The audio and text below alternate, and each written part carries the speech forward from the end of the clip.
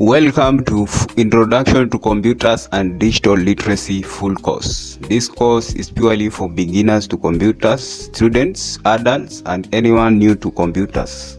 The course is made up of 10 modules. We started with Module 1, Understanding Computers. A computer is an electronic device that manipulates information or data. We went ahead to Module 2, Inside the System Unit. We went inside the system unit. It houses the core components that make the computer work. Went to Module 3, Types and Uses of Computers. System unit, we have tower type and then we have desktop type of system unit. Went to Module 4, Computer Systems. A computer system is a complete setup that includes not just the computer hardware but also software and the user. Went to Module 5, Input and Output Devices. Input devices allow users to send data and commands to the computer. Went to Module 6, Memory and Storage. A memory in a computer refers to where data is stored temporarily or permanently. Went to Module 7, Operating System. It's a system software that manages computer hardware, software resources, and provides services for computer programs. And went to Module 8, Setting Up and Using a Computer. Okay, let's go to setting up a new computer. Setting up a new computer involves several steps. The first step is actually unpacking components. Went to Module 9, we talked about Internet and Email Basics. The Internet is a global network that connects millions of computers and devices worldwide. And we concluded the course with Module 10, where we talked about data security and safety. Data security versus data integrity. Data security is the protection of data from unauthorized access, theft, or damage. Unauthorized access, illegal accessing of information. The course is made up of 75 questions in total. 45 questions are multiple choices and 33 end of module questions. At the end of the module, I have been providing questions to comprehend the module. And now, what next after this course? What next after Introduction to Digital Computer Literacy course for all? Now you can learn any digital skills. Perhaps you are wondering till here who the hell I am. I am actually Alex, founder Digital Computer Camp. We are empowering digital and computer literacy skills for all. Let's get into it. We will start by Module 1, Understanding Computers. First, we'll begin by what is a computer. We'll understand what is a computer. We will go into data versus information, understanding what is the meaning of data and information. We'll go into basic function of a computer. Then we'll move on to input versus output. Here we will understand read, write, explanation. And then we'll move on to parts of a computer like monitor, keyboard, mouse, etc. Let's get into it. First, what is a computer? A computer is an electronic device that manipulates information or data. Electronic device, that is the term you need to actually understand. That manipulates information or data. It has the ability to store, retrieve, and process data. The ability to store, it has the storage. You can actually store your data or information. You can actually retrieve. Retrieve is the process of accessing the data or file you stored inside a computer. And also it can process data. Processing is actually the process of manipulating data or information to something meaningful to the user. That is actually the function, the computer. What is a computer? It is an electronic device that manipulates information or data. Alright? Modern computers can do a wide range of tasks, including word processing, creating of document, word processor. There is a software called Microsoft Office Word. It is actually the best software you can install in a computer and actually process documents. It is called word processing of documents. With a computer, it enables you to actually process a document. Internet browsing, you can actually access the internet using the computer. You install an internet browser in your computer, for example, Google Chrome and any other browsing application in your computer, and you can actually access internet by actually browsing, for example, on Google or on Bing search engine. All right. Playing videos, computer is actually the best for playing videos. It has storage whereby you can actually store your videos and you can actually play as you watch. All right. And running software, for example, word processing softwares, internet browsing softwares, video playing softwares. That is actually the function of a computer. You install a software inside your computer and the computer will actually run the software. Software is a program. If you are hearing this term for the first time, software is a program you install in your computer. Computers are made up of hardware physical parts of a computer. Physical parts of a computer are parts that you can actually touch and feel. All right. For example, you can touch a mouse, you can touch a keyboard, you can touch a monitor. That is actually the physical parts of a computer. And software are programs and applications, programs inside your computer that actually give instruction to a computer on what it's supposed to do. Those are programs and applications. For example, program like word processor document, word processing software, it actually gives instruction to the computer on how to actually process document. That is all about computer. That is all what is about computer. Here is a question for you. You can actually put a comment on the comment section.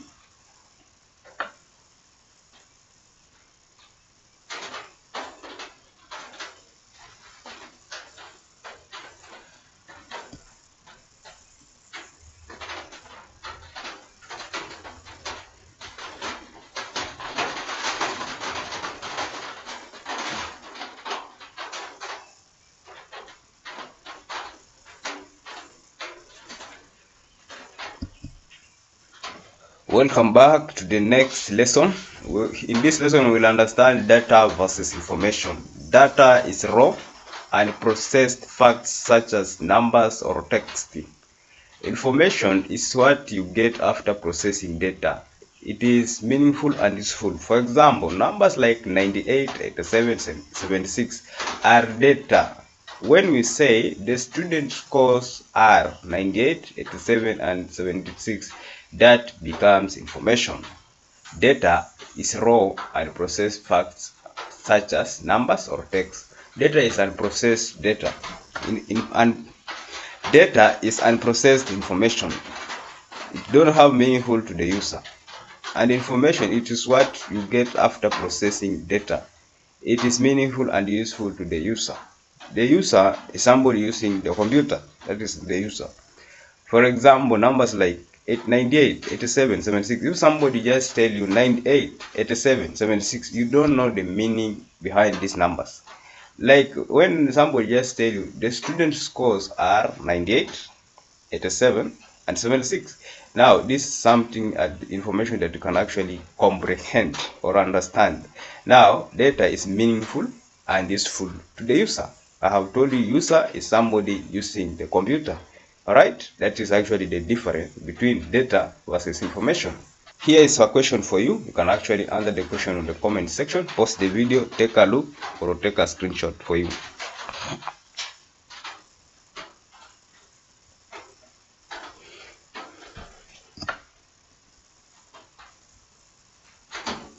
Welcome back to lesson 3. In this lesson, we'll understand the basic functions of a computer. We'll understand what is a function of a computer. A computer performs 4 basic functions. The first one is actually input, process, and output. Input. At the input stage, a computer actually accepting data. It accepts data that you have input. From the term input. Input is actually to put. Input to put inside. Input accepting data. A computer actually accepts data via, for example, you can input data inside a computer by which method? By actually keyboard.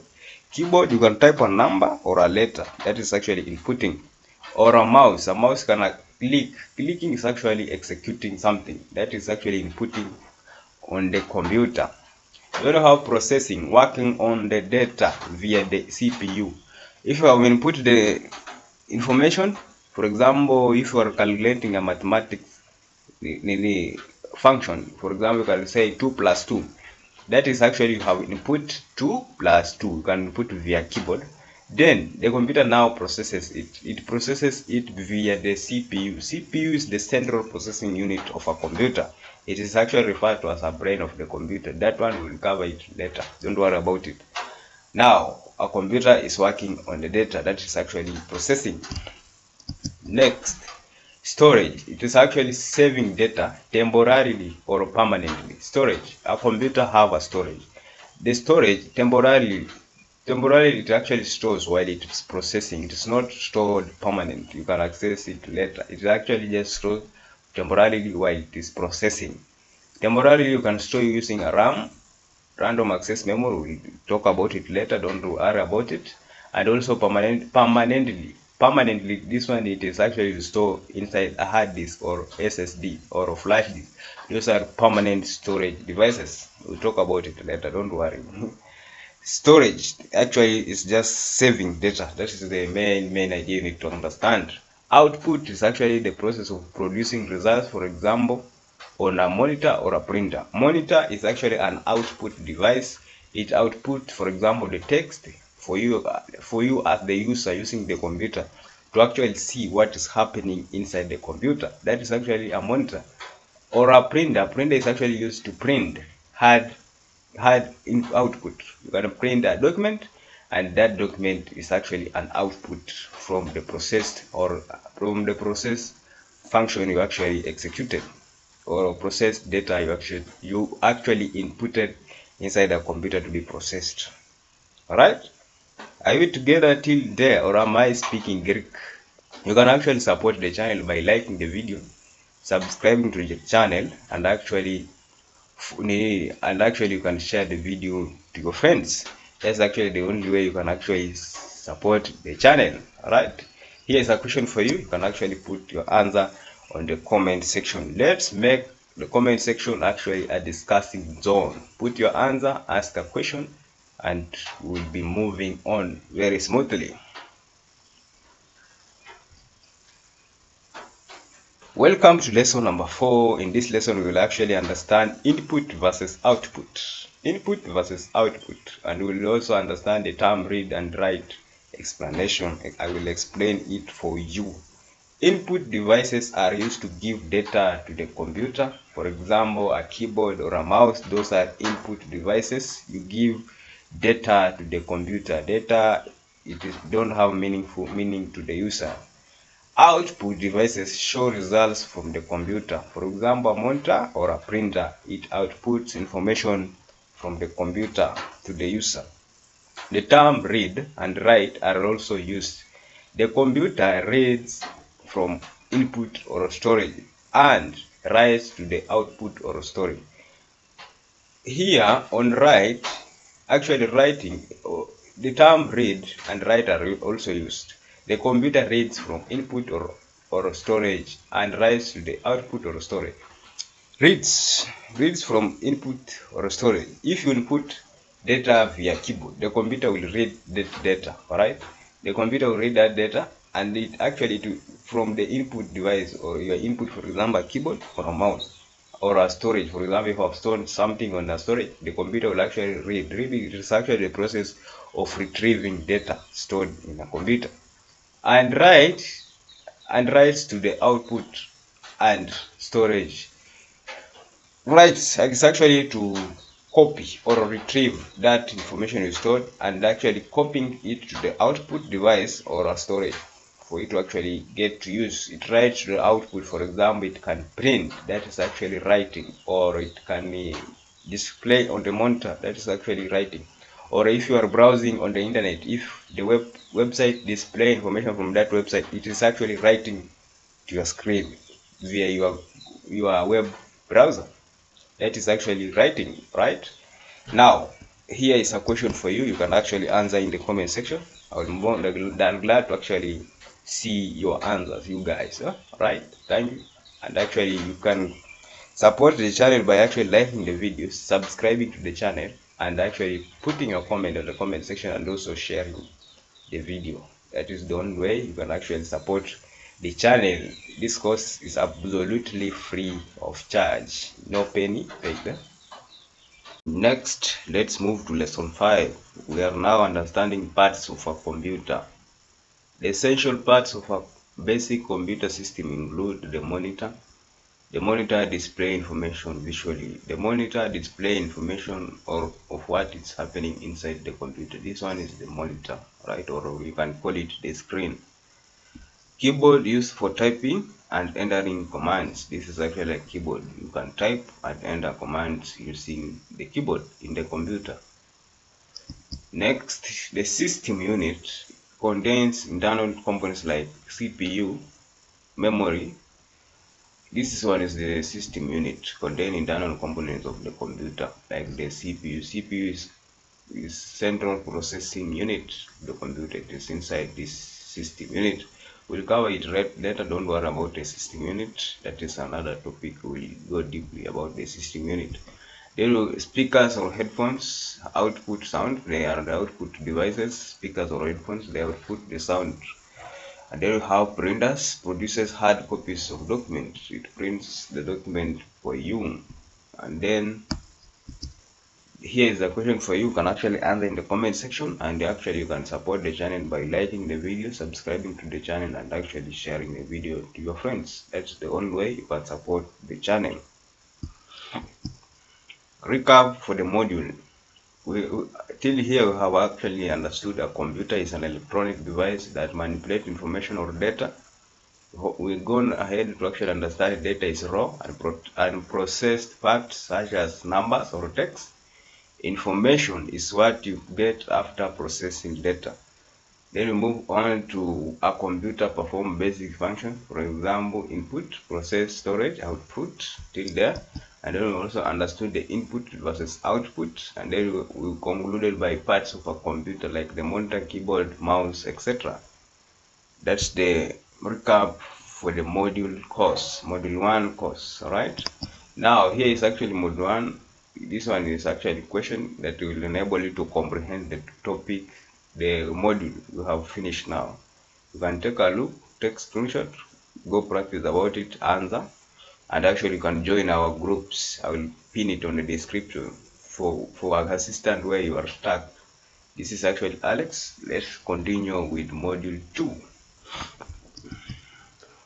Welcome back. This is module 2 inside the system unit. Now we are moving inside the system unit. We'll understand what is the system unit. We'll go ahead to components inside the system unit like the CPU, RAM, motherboard, etc. And we'll then move to types of system unit. We'll look for tower type system unit and desktop type system unit. And we will conclude the module 2 by desktop versus laptop versus mobile computers. Let's get into it. This is lesson 2, and we'll start by understanding what is the system unit. The system unit is the main part of a desktop computer. This is the system unit. The one it is placed in underlining way, and another one it is portrait. It is standing. These are system units. Now, it houses the core components that make the computer work, including the CPU, which is the central processing unit, RAM, which is the memory of the computer, and then power supply, and then motherboard and storage devices. All these are inside the system unit. This is the system unit. It houses all electronic components that make a computer work. It is inside the system unit. Alright, now this, unlike peripheral like the monitor or keyboard, the system unit is the brain box that performs all data processing. Brain box, it is the box that houses the brain of the computer like the system unit that perform all data processing, manipulation of data to useful information to the user. It is all happening inside the system unit. Alright, now here's a question for you. You can actually answer in the comment section.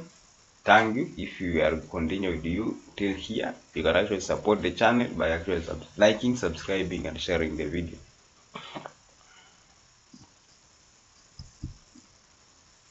Welcome back to lesson 2. This is actually, we are going to look at components inside the system unit. Key internal components include CPU, Central Processing Unit, the brain of the computer. This one processes instruction you give to the computer. The CPU is inside the system unit. It is usually like a microchip inside the system unit. It is usually in the center of your motherboard. This is the system unit, right? RAM, random access memory, temporary memory that holds data and processing news. When you open software or application in your computer, it temporarily being held by a RAM. And RAM is this one. This is actually a RAM chip inside a computer. It's just a temporal memory that holds data and processing programs in use. Those programs you have opened in your computer, those programs you are using, they are being held by actually the RAM inside your computer. Alright? Now let's move on. Motherboard, the main circuit board connecting all components. It is motherboard. It is actually the main circuit board connecting all components. All components inside the system unit are connected to the motherboard. For example, the CPU is in the motherboard. Hard drive, hard disk, RAM are connected to the motherboard.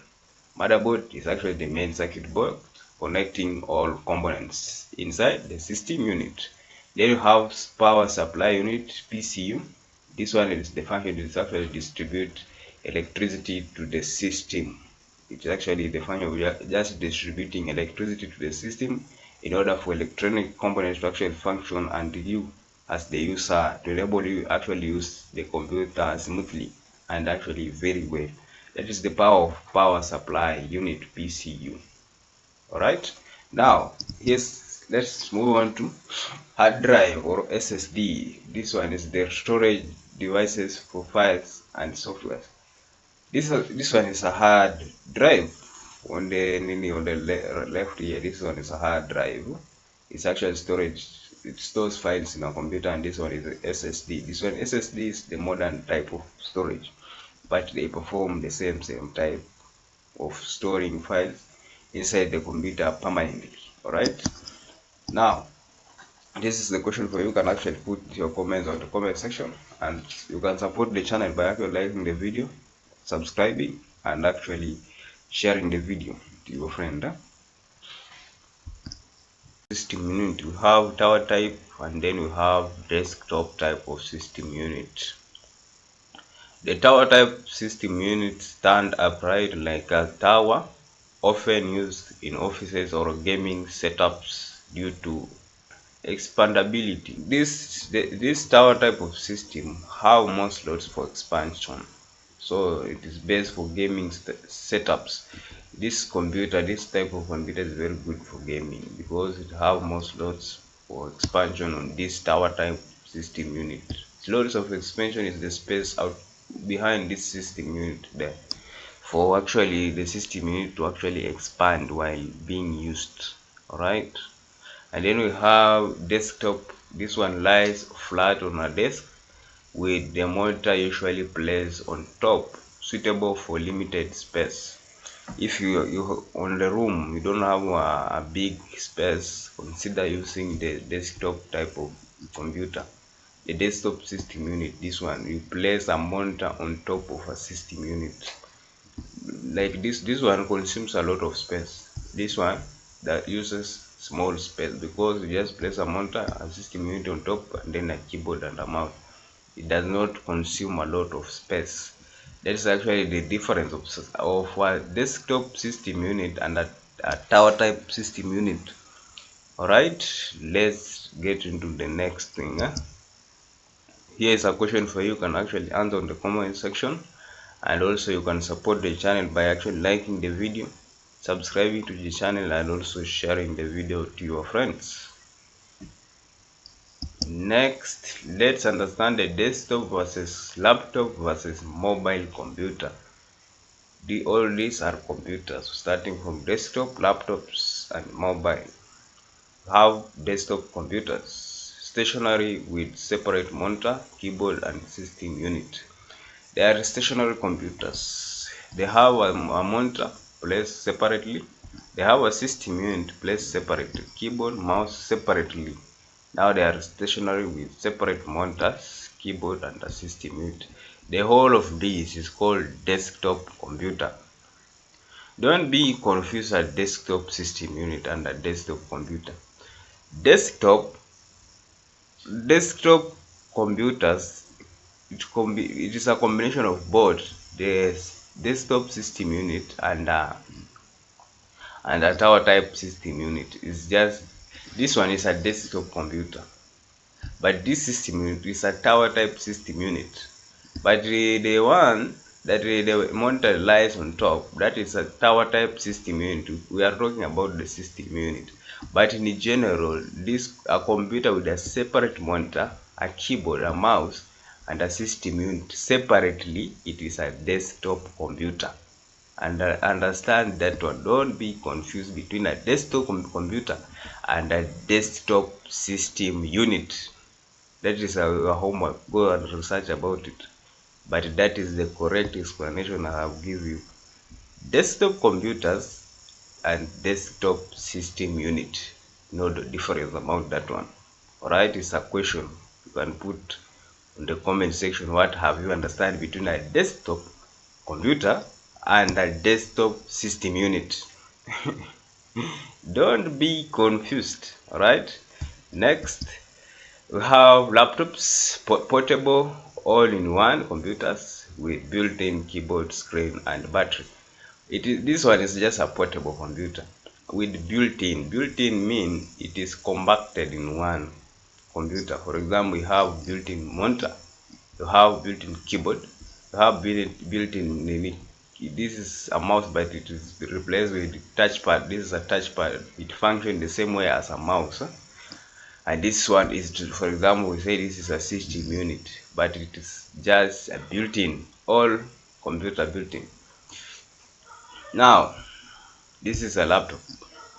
It is portable, all-in-one computer, built-in keyboard, screen, and battery. This one have a battery, electricity built-in. You charge it, but the desktop computer, you don't charge it. That one lacks the battery. That's actually the difference. And there's a question I want to give you here. If you have a notebook, write this question down. What is actually what makes a laptop, this is a laptop, to be expensive than a desktop computer? You can answer that question. That is actually the question I'm asking you. What is the difference? What is actually makes a laptop more expensive than a desktop type of computer? This laptop is more expensive than this computer. This computer is cheap compared to this laptop. This laptop is very expensive. What makes this laptop to be more expensive? Right? That is a question for you. Now, mobile computers, tablets, even more portable, touch screen based and lightweight, often used for browsing and basic tasks. This one, mobile, people almost everybody know about mobile computers and tablets. Tablet is just a big version of a mobile phone, right? That is actually they are more portable, touch screen based. You touch the screen you point. The pointing method used here is just touching the screen. And lightweight is very light, very portable compared to actually a laptop, and often used for browsing and basic tasks. You can just do basic tasks with mobile or tablet, right? You cannot do those complicated stuffs. Here is a question for you. You can actually answer in the comment section, and actually you can support the channel by actually liking the video, subscribing to the channel, and actually putting your comment on the comment section and sharing the video to your friends. Right? This is actually an absolutely free course. Don't hesitate to share with your friends. Next, special purpose computer. Let's actually understand the special purpose computers. Special purpose computers are designed to do specific tasks. For example, have ATM, they are called automated teller machines. This one is an ATM. ATM is found on the bank. This is a special purpose computer. This is an ATM. Special purpose computer are designed to do specific task. This is actually the term specific task. Special purpose computers are designed to do specific tasks. You cannot take this computer and go and do other type of work. It is just designed to do this specific task of actually withdrawing money inside on the bank on your credit card. That is actually the purpose of ATM. Then you have point of sale systems. This is a point of sale system. This type of computer is actually found on the supermarket. On the entry point there on the supermarket, this type of computer is actually found on the supermarket. It is a special purpose computer. Actually, it is designed with a system that actually manages the stock on the supermarket. Alright, this computer cannot take it and go and play music. You cannot take this computer and go and play video games. This computer is a special purpose computer. Right? Understand the special purpose computer. Now, embedded computers. This is why the embedded computers in devices like washing machines, cars, and medical equipments.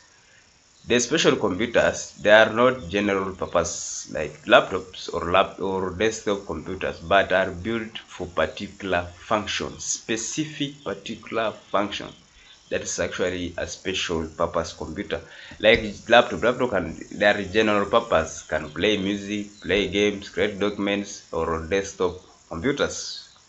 That is actually the general purpose computer. Now we have special purpose computers, and then you have general purpose computers. They are the most popular. All right, this is, for example, this picture. This is a car, an embedded computer in a car.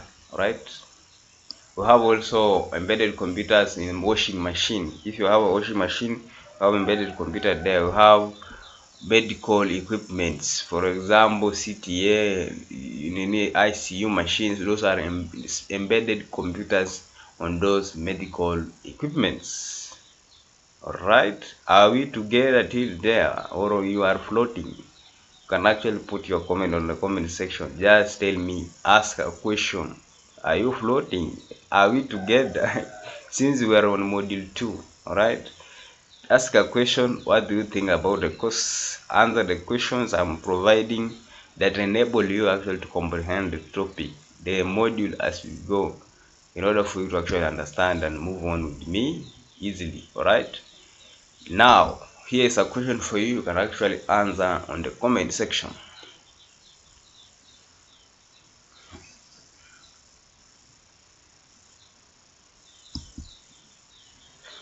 Now let's do a recap about the module 2 we have finished. On this module 2, we have gone inside the system unit. We started by actually understanding what is the system unit. We move on to components inside the system. We looked at the CPU, we understand even RAM, and we went ahead to understand the motherboard, etc. And then we go ahead to types of system unit. We have talked about the tower types of system unit and desktop type of system unit. Then we went ahead to desktop versus laptop versus mobile computers. And then we moved ahead to special purpose computer, where this special purpose computer, where we talked about ATMs, we talked about point of sale systems. We went ahead and talked about embedded computers, for example, in cars, in medical equipments, all those we talk about. Right? This is actually the recap for module 2. Let's get into module 3. This is actually a module 2 inside the system unit. Theoretical question you can actually practice and actually enable you to understand the module. Thank you. Let's continue.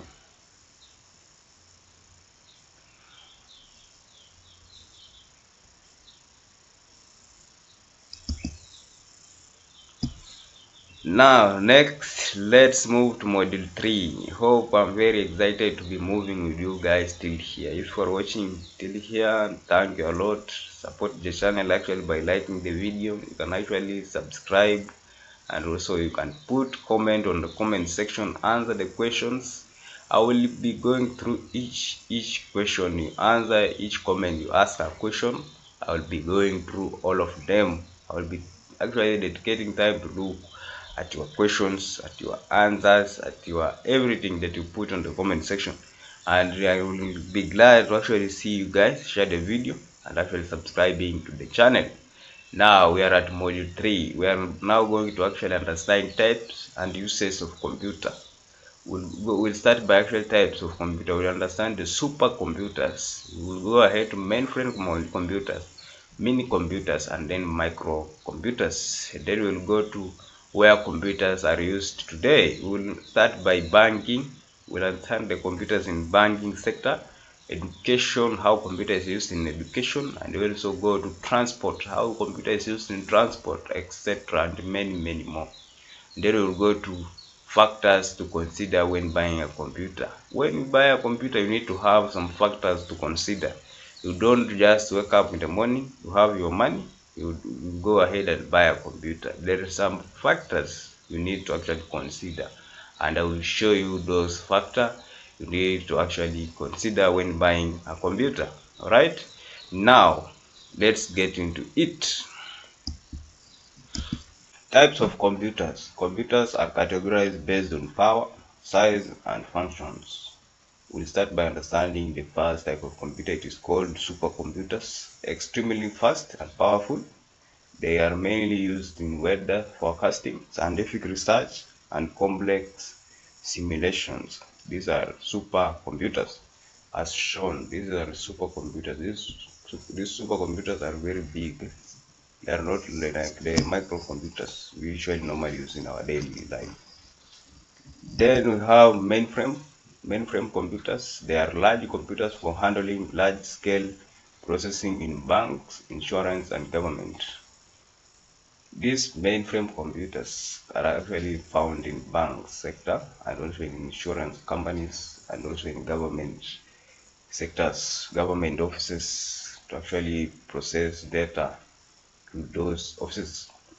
You know how mini computers, they are mid-sized systems, less common today, formerly used in manufacturing and business. These ones are not common. Then you have microcomputers, common personal computers, PCs. For example, laptops, tablets, etc. for general use. Microcomputers, they are the computers we use nowadays, alright? They are very fast. They are common computers. They are very light, portable. They are not big like this one. This is a mainframe type of computer. These are big ones, right? Those are microcomputer. Here's a question for you. You can actually answer in the comment section, and you can support the channel by actually liking the video, subscribing to the channel, and actually sharing the video.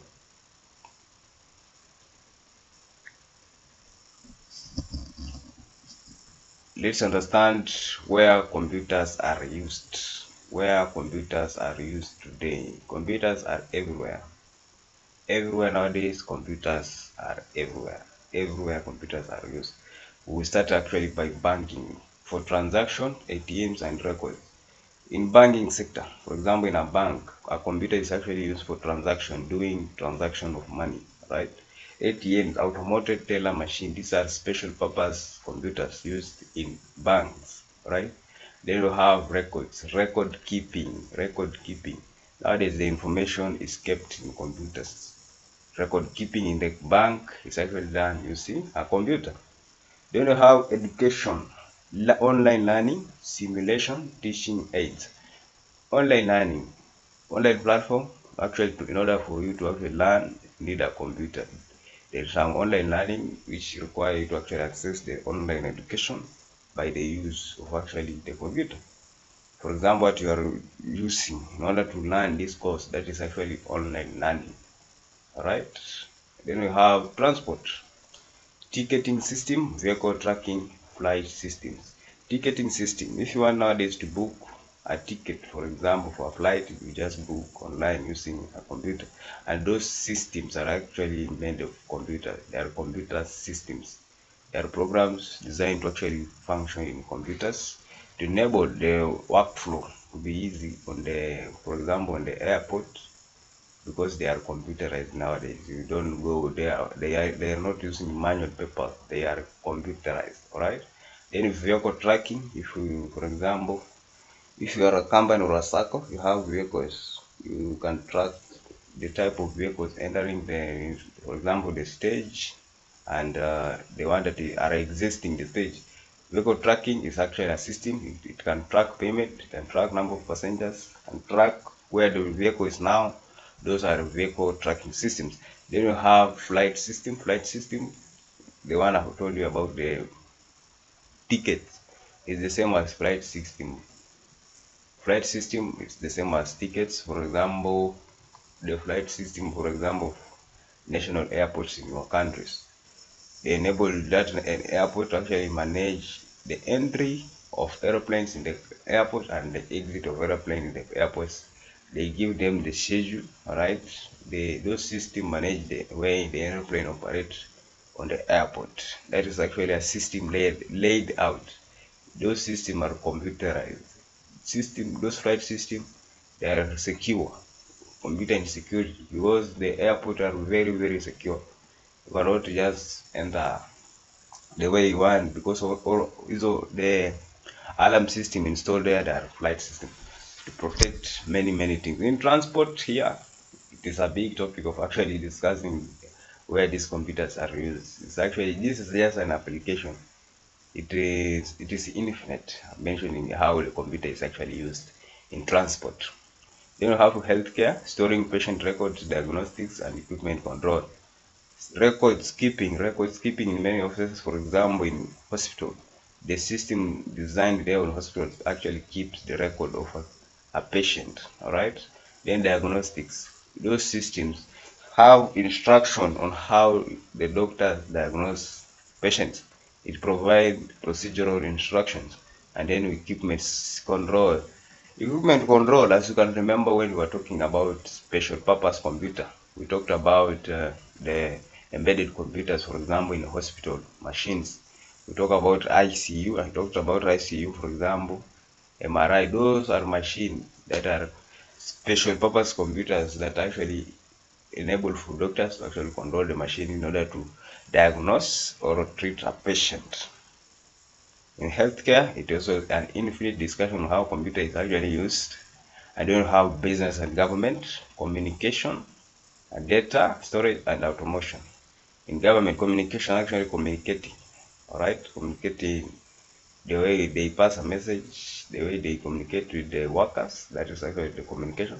Data storage, storing of data. For example, your identification of your citizenship, it is being stored using a computer.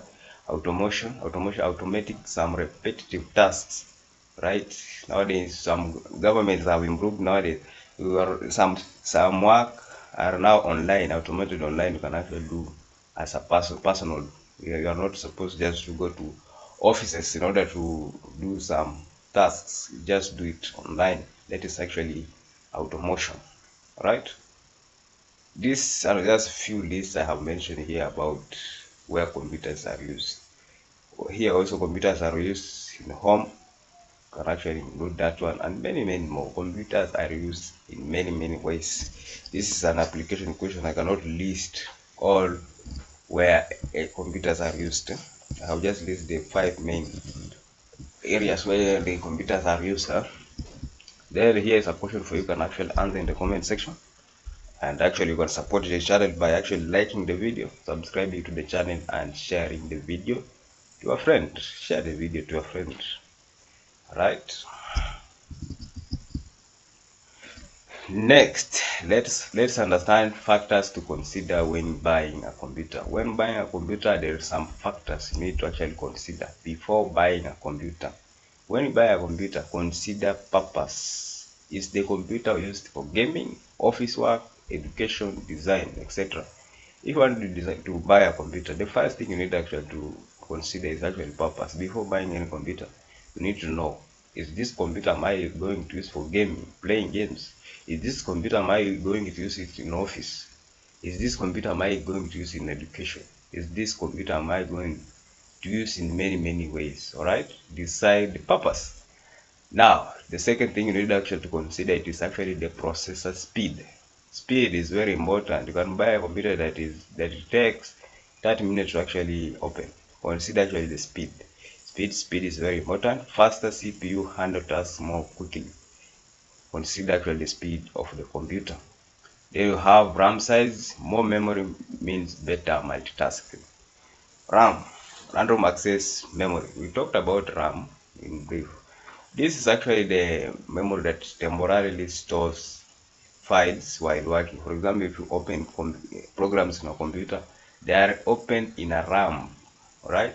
And if the RAM size is big, it actually means more better multitasking. You can do multiple things together at once because you have a big RAM that can actually handle more opened programs in your computer without actually hanging the computer or cluttering it, right? That is actually RAM size. Consider the RAM. The higher the RAM, the more efficient your computer, right? Are we together or you are floating? Tell me on the comment section. I would love to hear. Are you floating? Are you understanding the course? Right? I would love to hear from you. If you are understanding, that is my glad to actually hear from you. Then number 4, storage type and size, hard disk or SSD. This one is actually the amount of space needed. For example, this is actually it is the permanent storage. You store your permanent files in a hard disk or SSD. Now this one you need to also consider the space. You need to have something that meets your requirements. Storage type and size, consider that one. It's a factor you need to actually consider. And then number 5, it is actually budget, cost versus performance. Budget, yeah, in fact this one is the first thing. Budget, you need to have allocated some amount of money you want to buy the laptop or the computer, and cost versus performance. That amount of money or budget you allocate, it must be equally proportional to the performance of that computer. Alright, you need to buy something that is equal to the performance of the computer, cost versus performance. And then you have number 6, portability. If you want laptops for mobility, desktop for stability and performance. Portability. Are you wanting a computer that you can actually put in at your home or at your office? That one just bring back to factor number 1, the purpose. If you want a computer that it is mobility. Mobility means mobile. Mobile means you can move with it from one place to another. If you want a computer that you can work with it from one place to another, consider laptops. And then you have desktops for stability and performance. Desktops, these are stationary. You install it like your home or your office. You don't move with it each and every time because it have parts that are separate. Alright, and it is very heavy, somehow heavy. You cannot move it from one place to another. That is actually a factor to consider. These are 6 factors to actually consider when buying a computer. Alright, now here is a question for you. You can actually answer in the comment section, and let's move on. Now in this course, in this module, we have actually finished it. This is actually module 3. We were looking at types and uses of computer. We started by actually understanding types of computer. For example, supercomputers. We talked about mainframes, mini computers, microcomputers. We went ahead and actually understand where computers are used. We talked about banking, how computers are used in banking sector. We talk about education. We talk about transport, etc. And then we move on to factors to consider when buying a computer. You need actually to, when you buy a computer, there are some factors you need to actually consider, and I have talked about 6 factors you need to actually consider when buying a computer, starting from purpose all the way to actually portability. Now this is actually mode 3, and here I have provided some theoretical questions to actually enable you to understand this module and comprehend about it. Alright, this is actually, let me remind my name, I'm actually Alex. You can be watching me till here, you don't know me. I'm Alex, instructor at Digital Computer Camp, and actually the founder. We are empowering digital and computer literacy. Let's continue with the course. Alright, thank you. Support the channel by actually liking the video, subscribing to the channel, and actually sharing the video to your friend. Thank you, and let's continue. Next, welcome to module 4, computer systems. We'll start by actually understanding what is a computer system. We'll went ahead to actually understand hardware, software, and liveware. And we'll finish the module by functional units of a computer. Let's get into it. What is a computer system? A computer system is a complete setup that includes not just the computer hardware, but also software and the user. The user is actually the person operating the computer. It is a combination of those things, a combination of actually the software, the user, a person operating the computer, and the hardware. Hardware, the physical parts of the computer. Those are what makes a computer system. The first part that make a computer system is actually a hardware. Hardware are physical parts of a computer like a monitor, a keyboard, or a CPU. Physical parts of the computer. Physical parts, these are parts that you can actually touch and feel with your hand, alright? Then we have second one, it is actually software. These are programs that tell the hardware what to do. A computer is like an intelligence full. Without softwares or programs, a computer can't do anything. Now programs tell the computer on what to do. Those hardware. It tell the CPU do this. It tell the monitor do this. That is actually the function of software, right, in a computer. Then you have user, or you can call him the liveware. The liveware or user, it is the person who interacts with the system. It's actually the user of the computer. Together, these components work to process data and produce information. Those are actually components that makes a system unit, a computer system unit, starting from the user or the liveware software. These are applications installed in your computer, and then the hardware physical parts of the computer. Let's get to the next thing. Now, here's a question for you. You can actually answer it on the comment section. I would love to hear the answer of this question from you. Now, let's move on. We'll go to hardware, software, and liveware. Hardware, as I have talked earlier, these are tangible components. For example, the mouse, that is actually a hardware, monitor, keyboard. These are tangible. Tangible means you can actually touch and feel. Then you have software. These are intangible instruction or programs. For example, Microsoft Word, operating systems. These are intangible instruction. Instruction, for example, a software you cannot actually touch. A software, for example, if you have installed a software in your phone or an app, if you don't understand the software application in your phone, it is a software. So that is actually a program in your software. Now, the third is actually liveware. This one is the human user who operates the system. All three are needed for functional and useful computer system. In order for computer to actually function, we need these three people, these three components, alright? Next, here's a question for you. You can actually answer in the comments section. Next, functional units of a computer. A computer works through functional units, which include computer. In order for it to actually work, there is some functional unit it needs to actually follow in order to perform a specific task. It starts with input unit. This one, it collects data. You can collect data to the computer by actually keyboard. Keyboard, you can type. You can actually key some numbers or letters using a keyboard, or a mouse by clicking on a program or anything you are doing in a computer. That is actually inputting. The second one, it is central processing unit. This one is actually the CPU of the computer. At this point, or this functional unit, the computer actually processes data, includes ALU, arithmetic logic unit. Then you have and CU, which is this one. It is actually the control unit of the computer. At this point, you input the data with actually a mouse or a keyboard, and this is where now the logic happens for processing your data. And at this point, this is when the output comes. For example, the information, it is now processed for you. Next, you have memory or storage unit. This one stores data temporarily, for example, at RAM, or permanently, for example, at HDD or SSD. These are storage devices.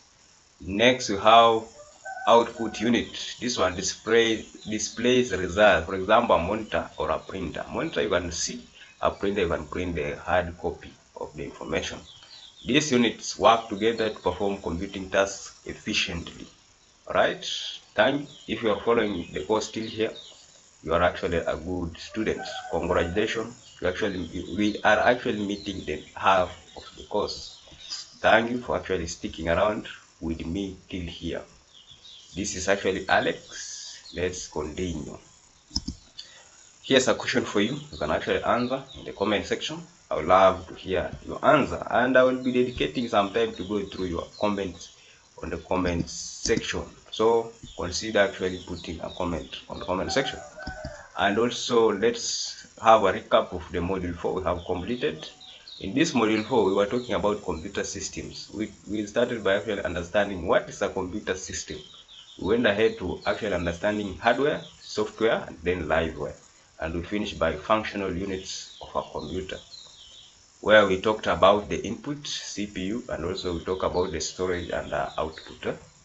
Now, here is actually module 4 theoretical question that will enable you to actually comprehend the module. You can actually practice and check out this question and answer at your own. Let's move on to actually module 5. At this module, we'll actually understand input and output devices.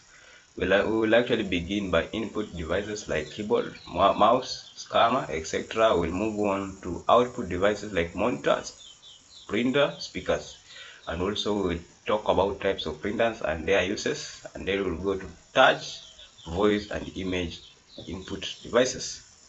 Let's get into it. Let's understand the input devices. Input devices allow users to send data and commands to the computer. Input device, you input data to the computer. That's actually called input devices. For example, you can use common examples include keyboard for typing text and commands. You can type commands using keyboard and text using the keyboard. Then we have mouse. Mouse is actually for pointing, clicking, and dragging on the screen. Alright, that is actually the function of the mouse. And then we have the scanner. Scanner converts physical documents into digital form. That is actually a scanner. You just place the physical document into digital form, it scans. Then we have the microphone. Microphone captures audio input. With a microphone, it will capture your audio while speaking. Then we have a webcam, captures videos and images. Webcam is a camera. These devices help the user interact and control the computer. With the input, you input data in the computer, right? And will enable you to actually interact and control the computer. Next, here is a question for you. You can actually answer in the comment section. And let's move on. Output devices. Output devices. Output display or produce results from the computer. For example, monitor display visual output from the computer. Monitor enable you to actually to monitor what is happening inside the computer, or you can call it the screen, whichever is actually work. And we have a printer. This one actually produces printed pictures, produces printed paper documents. That is actually a printer. The function of a printer is actually to print printed papers. Then we have speakers, output sound. That is actually the function of a speaker to output sound. Then we have projector, display output on a large screen, on actual project on a large screen. These devices allow users to see or hear the result of their computer's processing. That is actually the output devices. Output data or information, process information from the computer. That is actually output devices. Next, this is actually a question for you. You can actually answer on the comment section. And let's move on. Now let's move on to types of printers and their uses. Printers convert digital documents into physical form. Main types include types of printer. You have inkjet printers, ideal for home use, photo printing, low cost but slower. These are inkjet printers. As I have shown, they are built for home. You can use this printer for home. Photo printing, you can print photos with this printer type of printer, and also they are low cost, meaning they are somehow cheap but very slow on printing. They don't print faster. And then you have laser printers. They are faster and suitable for high volume printing, often used in office. These are LaserJet. Alright. The difference between a LaserJet printer and inkjet uses ink. As you can see, these are inks. You insert your ink here, and this one don't use ink. Hence, this one are faster. Then you have dot matrix printers. Older impact-based printers used for carbon copying printing. These are dot matrix. They are somehow older version of printers. And then you have 3D printers used to create physical 3D objects from digital models. You print 3D objects with this type of printer called 3D printers. Those are 4 types of printers that you should know, right? Here is a question for you. You can actually answer in the comment section. Next, let's move to touch, voice, and image input devices. Image input devices. We have modern input technology include touch screens, allow direct interaction by touching the screen. For example, the smartphone, the common smartphone we usually use, you touch the screen. That is actually touch screen used for actually inputting. And then you have voice input, for example, microphones with voice recognition like Siri or Alexa in Google. This is Alexa. You just input your voice and it will listen on what you are searching. Then you have image input. For example, cameras and scanners captures photos or video input. These advanced input methods enhance user convenience and accessibility. Input devices, for example, a camera is actually an input device because it captures the photos. Alright. Now here's a question for you. You can actually answer in the comment section, and let's move on. Let's do a recap on this module. We have finished. This is actually module 5. We were talking about input and output devices, how to input data in the computer and how to actually output data in the computer using the output devices. We started by input devices like a keyboard. We talked about keyboard. We talked about mouse. We talked about scanners. We went ahead to output devices like a monitor, a printer, and a speaker.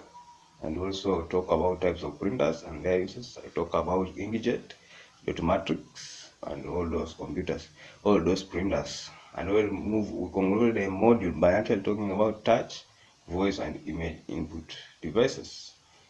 Let's go ahead. Here's a question for you. You can actually take it and go and actually practice about it, answer it. It will enable you to actually comprehend the module.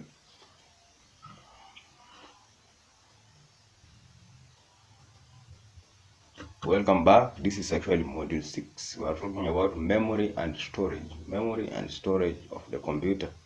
We'll start by actually understanding what is even a memory. We'll talk about RAM versus ROM. We'll go ahead to actually primary versus secondary storage. We will move ahead to storage devices like hard disk, SSD, flash disk, and then we'll conclude by optic disk. And then we'll go to storage units. We'll talk about bytes, megabytes, gigabytes, and also talk about how hard disks work. We'll talk about tracks, sectors, and cylinders in hard disk. Let's go. Welcome back. This is actually lesson 6.1. Now we're talking about what is a memory. A memory in a computer refers to where data is stored temporarily or permanently. Two types of memory are RAM, random access memory. RAM, it is actually random access memory. Master that one. This one, the function of actually a RAM, it is a temporary memory that stores data while a program is running. It is volatile, meaning data is lost when the computer is turned off. RAM, when you open programs in a computer, are being stored in a RAM, right? Now we have ROM, read-only memory, permanent memories that stores essential instructions like starting the computer, It is non-volatile, meaning data is retained even if when the computer is turned off. That is actually ROM. Know the difference between a ROM and a RAM? Random access memory. This one is temporal memory, and then we have ROM, read-only memory. This one it is actually a permanent memory. Alright? Don't go somewhere people are talking about RAM and ROM. You don't understand those terms. Right? Understand those terms. Here's a question for you can actually answer, and let's move on. Welcome back. Let's talk about primary versus secondary memory. Primary storage, for example, memory directly accessible by the CPU, includes the RAM and ROM, fast but limited. Primary memory. This is a memory that is actually accessed directly by the CPU.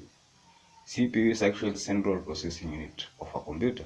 For example, the RAM and the ROM are accessed directly by the system, by the CPU of the computer. We have secondary storage used to store data permanently, includes hard drive, SSDs, mini CDs, and also USB drive. These one are slower than primary memory, but offer larger capacity. Secondary storage, you can call it external, so you can call it external storages. Hard drive. Hard drives have a lot of space, have a lot of storage that you can actually store your data, SSDs and also CDs.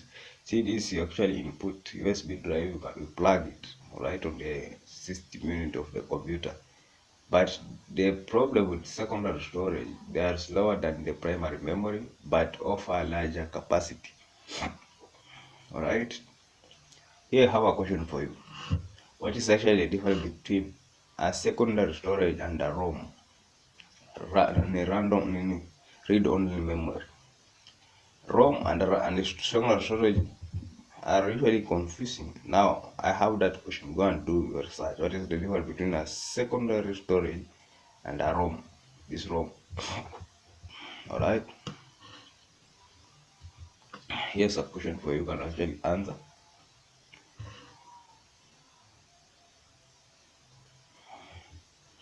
Now let's continue. Storage devices. Computer storage devices.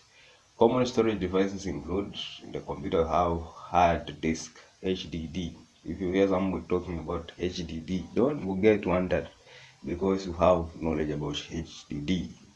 HDD it is actually mechanical storage, slower, more capacity, and actually cheaper. That is actually HDD, hard disk drive. This one is an hard disk drive. This one.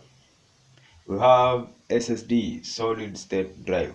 They are faster and more reliable, no moving parts. They don't have moving parts inside this SSD. Hence, they are faster, right, and more reliable. They are called solid state drive. If you hear somebody talking about SSD, don't be confused because you'll be having knowledge knowing that SSD meaning solid state drive. HDD, hard disk drive. Understand those terms. They are very, very essential and good to actually know. Now we have a flash drive. This one is portable and compact, uses flash memory. This one is actually a flash. Most people know about a flash drive. Then we have optical discs, CDs, DVDs, and Blu-rays. Read using lasers. These are optical discs. In general, CDs, DVDs, and Blu-rays are all in general called optical discs. Nowadays they are not common. They are as going as they go in the market. They are not popular. Flash disk is the one that is taking over because of its portability. This one maintenance and they actually keeping it to have a lot of maintenance. That's why it is being get on market. They are there, but they are going as they go forever. They are expiring on the market. This one, the optical type of drives, optical discs. Next, here's a question for you. Can actually answer in the comment section. Next, let's talk about storage units. Data storage is measured in units. units. If you hear mention the such units and you do know the meaning behind those units, now here today understand the units in storage units in computer. Have 1 byte or 1 character.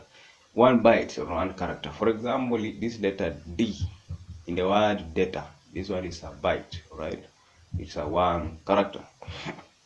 Then you have 1 kilobyte, KB. If you hear the word KB or B, B is for byte, KB it is kilobytes. KB is kilobytes. Now it is 1024 bytes. Alright, that is actually KB.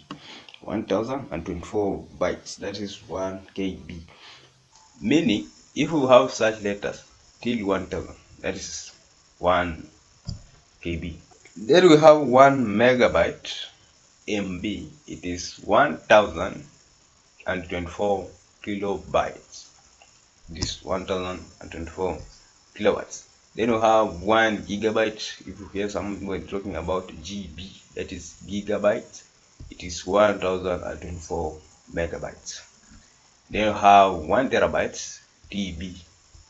Then that is actually 1024 GB. That is 1 terabyte. This unit helps quantify storage capacity quantifying. Alright, understand these storage units. Come here back to this channel, actually watch this video as much as possible. It will be looking like confusing, but you get used to it, right? Here's a question for you can answer in the comment section. And if you are answering this question till here, thank you a lot. I'll go through them and actually follow the way I wanted you to actually answer this question.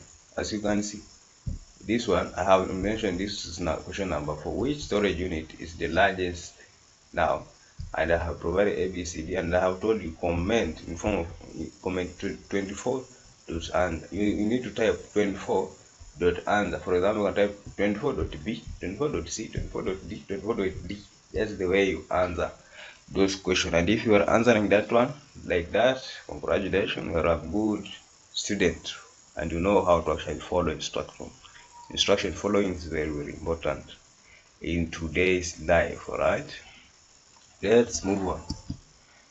Now, how hard drive works, or how hard disks works. Right, hard disks store data using tracks. Tracks are circular parts on the surface of a disk. Circular parts on the surface of a disk. We have sectors, division within tracks, smallest unit of storage devices. All right, sectors. This is hard drive, the physical outlook, and this is the inlet, the internal outlook of a hard drive, of a hard disk or a hard drive. Now, we have tracks. They are circular parts on the surface of a disk. As you can see, it is like an optical type of disk that we are talking about. It is circular, and down here you see they are underlying each other. How like optical 1, optical 2, optical 3, optical 4. But they are not optical, they are actually circular parts on the surface of a disk. This one. And all half sectors are division within a track smallest unit of a storage. Here's a picture that it can actually explain that in hard drive inside very well. We have sectors. Sectors is the inside circular part of a hard drive. I don't know how a track is actually the circular motion where they need the cylinder rates. How cylinders align tracks across platters helps organize data efficiently. Platters, then we have data is read and written by read and write head that moves over these areas. Header on the it is data is read or written by a read or write head that moves over these areas. Read or write head. As you can see on this hard drive, this one is a read or write head. Read or write head, this one. Right? It moves across these sectors, trackers, and cylinders. It moves on top in order for it to write data on the hard disks. This one is so much confusing, but you'll just get to understand. That's how a brief and a comprehensive understanding of hard disk. Right? It's somehow very technical to understand, but that is a correct explanation that you can actually get. Very small explanation of how the hard disk works. You don't need the jungle of information in order for you to actually understand hard disk. Just small digestible content like this one. Then here's a question for you. You can actually answer in the comment section. Now let's do a recap on this module 6. We are talking about memory and storage. We begin by actually understanding what is a memory. We talk about RAM versus ROM, random access memory versus read-only memory. We moved ahead to actually primary versus secondary storage, right? And I talked about secondary, and I told you go and actually do exercise about what is the difference between a secondary storage and a ROM. Remember that exercise. I have not forgotten. You know how, and you will put your comment in the comment section, or you can join the groups that I will pin there. Join the group, and actually this question you can actually, if you have answered it, you can tell me on the group, or if you get an answer, or if you want to consult about it, you can actually reach out to me to the group number I have provided there. My number, my WhatsApp number, it is on the group. I will provide it, or you can inbox me just directly. Alright, then we have storage devices, for example, head disk, SSDs, flash disk, optical disk. Talk about that one. And when we went ahead to storage units, we talk about bytes, megabytes, gigabytes, all those units we talk about. And then we actually concluded by how hard disk works, and I talked about tracks, sectors, and cylinders. Alright, here's actually a theoretical question you can actually answer to enable you to comprehend module 6. Alright, let's move on. Welcome back. This is actually module 7, and we will be talking about operating system. We'll start by actually understanding what is an operating system. We will move on to actually types of operating system. We'll talk about DOS, Windows, Linux, Mac, and then we'll move on to actually function of the operating system.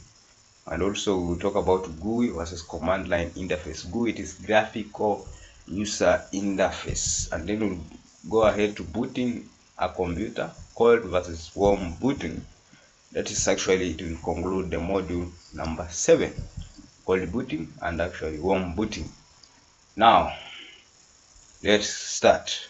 What is an operating system? An operating system is a system software that manages computer hardware, software resources, and provides services for computer programs.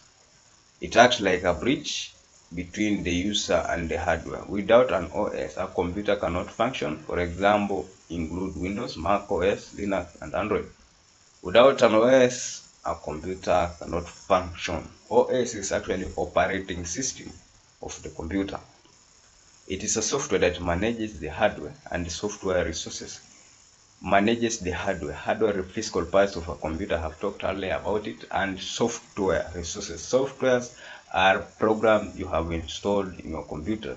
Now, an operating system now acts as a bridge between you as the user. I have talked earlier that you are the liveware while using the computer, and actually a bridge between the hardware and the software. That's actually an operating system. The term here you need actually to master.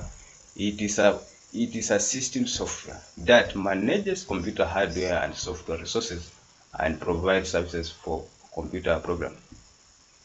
From this comma, manages is a system software that manages computer hardware and software. That is actually the main term you need actually to understand about OS, right?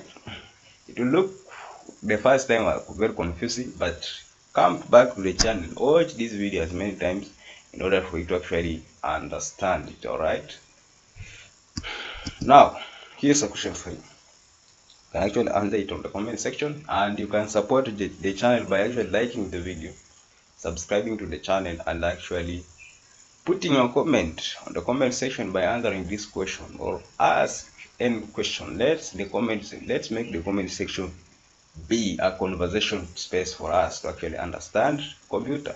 All right, now types of OS. Types of operating system. Common operating system include DOS, disk operating system. This one, it is actually text-based early operating system for PCs. This was the first type of operating system earlier, before we introduce operating system like Windows. Alright, and it's like a command line. Alright, we actually use a computer. It's a text-based operating system. This one, it is actually disk operating system.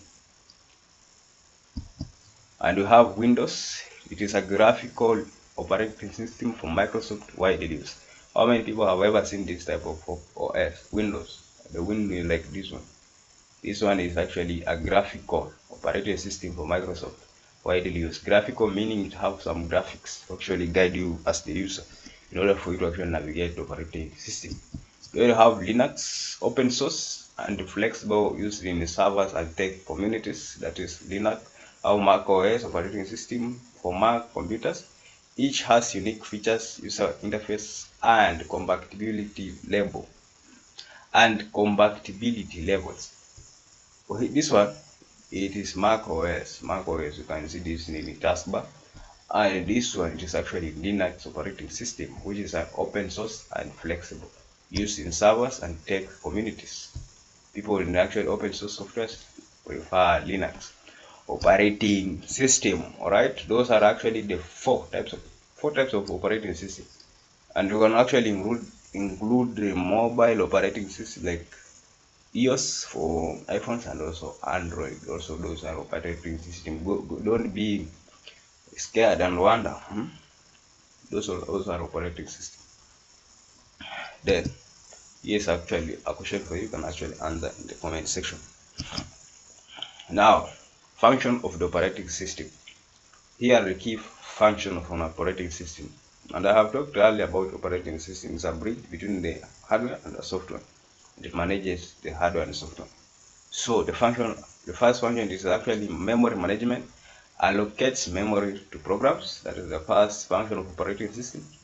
Processes management, controls the execution of the programs. And then you have device management, communicates with input or output devices. Then you have file management, organizes and stores data. Then you have user interface, provide a way for users to interact. For example, graphic user interface or a command line. Command line, it is a text-based operating system. You use just commands, right? Then we have this. Here's a question for you can actually answer in the comment section, right?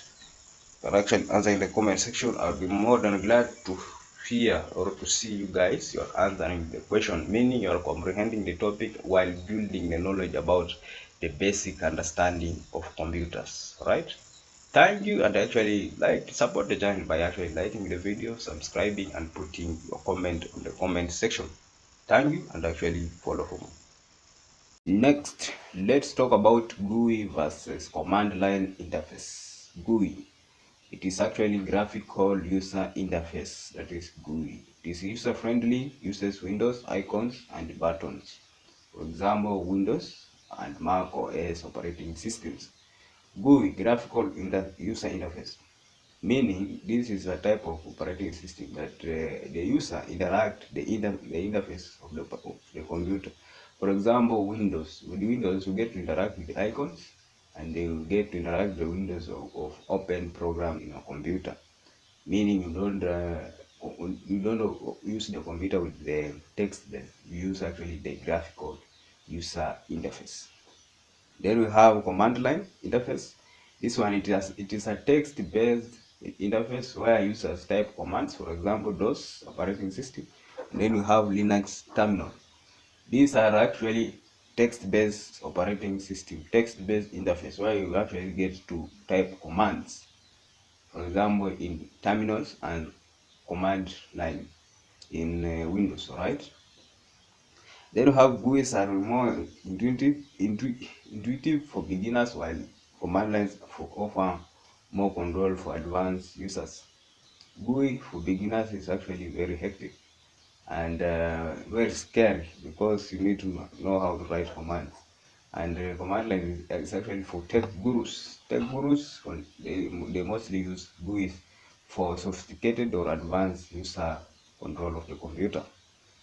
Then here's a question for you can actually answer and put your comment on the comment section. Are you floating or understanding something on this course? Let me hear on the comment section, and also support the channel by actually subscribing, liking the video, and putting your comment on the comment section. Next, we are going to talk about booting a computer. We have cold booting versus warm booting. Booting is actually a process of starting up a computer. You start a computer. That is actually booting. It is a process of starting up a computer. We have two types of booting. We have cold booting and we have warm booting. Cold boot. This one, it is actually starting the computer from a completely powered off state. If your computer you have actually shut it down and actually powered off, meaning you have cut off the end of electricity in your computer, that is actually cold boot. Now you start the computer that was initially completely powered off from the electricity. Then you have warm booting. This one is restarting the computer while it is already on use. For example, you can use this shortcut to actually do restart, or you can use just a button. You navigate to the Windows start icon and then you just restart the computer. The OS is loaded into memory during booting. That's actually the process done during booting. Next, we have here a question you can actually answer in the comment section.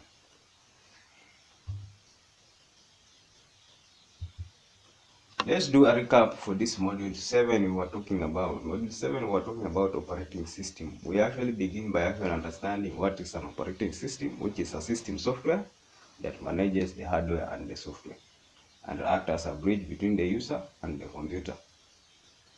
We went ahead to actual types of operating system. We talk about DOS, we talk about Windows, we talk about Linux, and we talk about Mac OS. We also talk about function of the operating system. We went ahead to actually talking about GUI versus command line interfaces. And I actually finished the module 7 by actually talking about booting a computer, how cold booting versus warm booting a computer. Right? And that is conclude the module 7 of this course. Next, here's a question that it can actually enable you to actually comprehend the topic and understand the topic while progress to the next module. Alright? Support the channel by actually liking the video, subscribing to the channel, and putting your comment on the comment section, like an answer or ask a question.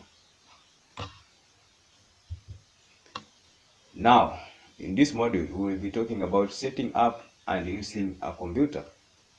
We'll start by understanding how to set up a new computer. We'll talk about proper sitting posture and ergonomics, how to actually sit while using the computer. And we'll also talk about connecting peripheral devices.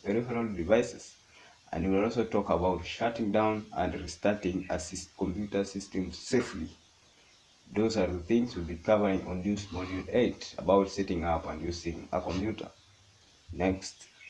Okay, let's go to setting up a new computer. Setting up a new computer involves several steps. The first step is actually unpacking components. For example, if you buy a computer, you unpack the components from, for example, in a box. For example, monitors, keyboard, mouse, and power cables. You unpack the computer components. Then actually step 2, you actually connecting cables. For example, power cables, we have display cable, we have HDMI and VGA cables, and we also have keyboard, mouse, etc. The first step, you unpack the components, and then the next step, you actually connect cables, right? Now, the third step, you're actually turning on the system unit. This one, it is using the power button on the system unit to turn on the computer. And after turning on the computer will undergo a process called initial software setup, which it will be choosing language, region, creating user account, connecting to Wi-Fi, and updating software. That is actually initial software setup. Proper setup ensures smooth operation and avoid hardware damage. That is the process of actually setting up a new computer. If you have buy a computer, these are process you actually set up a computer. Here, however, this one is a power cable that you actually use to connect electricity to your system unit. And this one, it is HVGA cable. This one is a display cable. You actually connect it from your system unit to your monitor in order for you to actually see what is happening inside the computer. And this one is a power cable. There is a person pressing the power cable in order for a system unit to actually power on. And this one here shows a screen of how the computer initially set up after first time opening the computer. If you have buy a computer, it shows the initial setup of the computer. For example, initial software setup includes choosing language. You will choose the language, region where you are located, and also creating user account. A computer does not work without a user account, and also connect it to Wi-Fi and updating softwares. Here's a question for you. You can actually answer in the comment section, and you can support the channel by actually subscribing to the channel, liking the video, sharing the video to your friends, and actually keep tuned.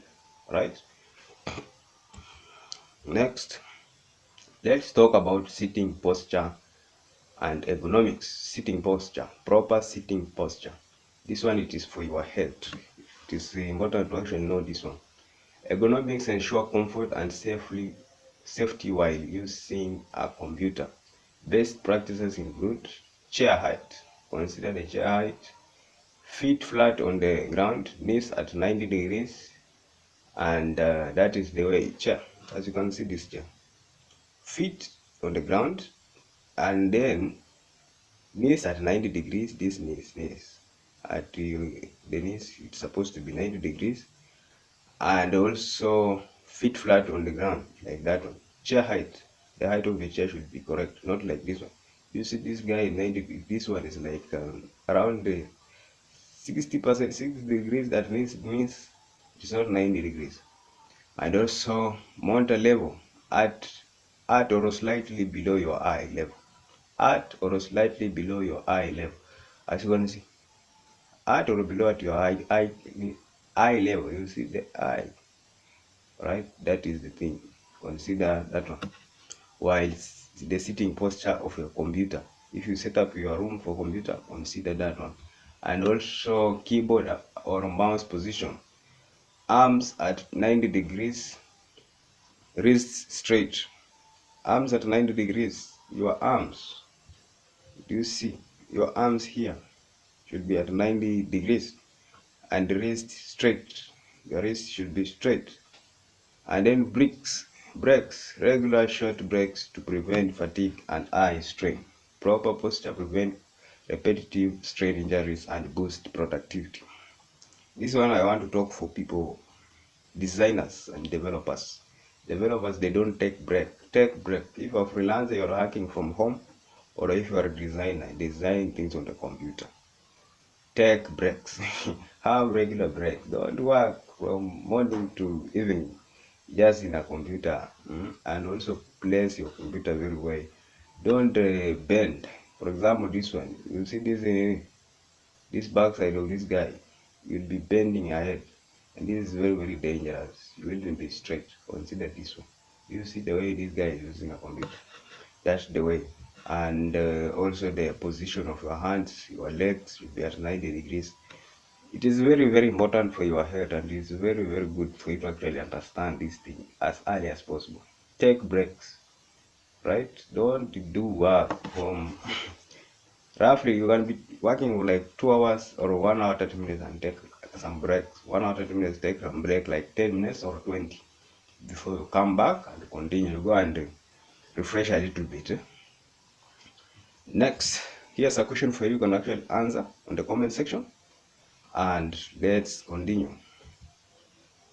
Next, connecting peripherals. Peripherals are external devices connected to a computer to add functionality.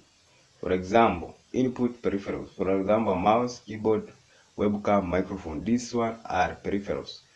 Peripherals are external input devices connected to your computer, and they add additional functions on the computer. For example, we have input peripheral, for example, a mouse. A mouse is a peripheral device, keyboard, webcam, and microphone. Have output peripheral, for example, a monitor, printer, speakers. These are output peripherals. And then you have storage devices, external hard drives, USB flash disks. External hard drive that you plug inside your system unit, or a USB flash drive. Those ones are external storage devices that you actually connect to your system unit. Now, they connect through ports like USB, HDMI, or audio jacks. Audio jacks, where you plug audio cables, and HDMI, these are display cables, and also you have USB, the common one, universal serial bus. Those are cables, the ports you need actually to actually connect these cables. Here is a question for you. You can actually answer in the comment section, and let's move on. Welcome back. Let's talk about shutting down and restarting a computer safely. Proper shutting down or restarting a computer, you need actually to close all programs first before shutting down the computer. Make sure you have closed all programs in your computer before shutting down. Save and save work. Make sure you save first work before you actually close the program and shut down the computer. Prevent system errors or data loss. Right? Steps: save your work. That's number one. You need to follow. Save your work, and then click start menu, or shut down, or start. You go to the start menu of your computer, and actually you can shut down your computer. Let me show you. For example, this is my computer. This is the start menu here at the corner. You click it like that, and it will bring you at this level. Now you go at this symbol called power, and then you click it like this, and then you can sleep, you can shut down, and then you can restart a computer. All this, all right, you do here. Let's continue. We will be talking about practical. This one we are talking about theoretical of the computer. Don't worry about practicals are coming. Practical are coming in a plain way. Avoid switching off directly from the power button unless necessary. That is the thing. Shutting down the computer or starting the computer safely, you need to actually understand. The first thing, you need to close all program, save what you are working on, and then go to your start menu, and then you restart or shut down your computer. That is the correct and the safety way of shutting down and restarting a computer. Here's a question for you. You can actually answer in the comment section, and let's continue. Now, in this module, let's do a quick recap. We were talking about module 8, and we were talking about setting up a computer and using a computer. We talked about setting up a new computer, where I talked about unpacking the components, and then we went ahead to proper sitting posture and ergonomics. I told you the way of actually sitting well while using the computer.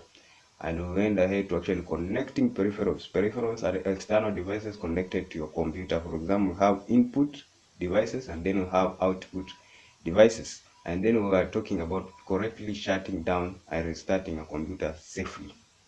This is actually module 8, and actually let's continue. And actually, congratulations for sticking around till here, right?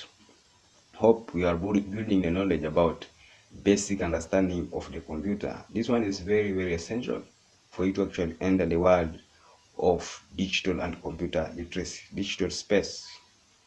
Right? Next. Now, here's also module 8, setting up and using a computer theoretical question. You can actually answer, pause the video, take a screenshot, answer the question, and you can actually join the groups and the resources, and also answers for these questions are found on the groups. So join the groups, take the question, ask the question, consult. Let's have more conversation about computer. Now, welcome back. This is module 9, and we're talking about internet and email basics, right? We'll start by understanding what is the internet. That's the first thing. We'll move ahead to actually using a modem and internet connection. We will went ahead to actually what is an email and how to use it. And we will also finish the module 9 by actually search engines and e-learnings. Let's get into it. What is the internet? The internet is a global network that connects millions of computers and devices worldwide. It allows users to actually access information in websites, videos, or documents online. Internet is a global network that connects millions of computers and devices widely.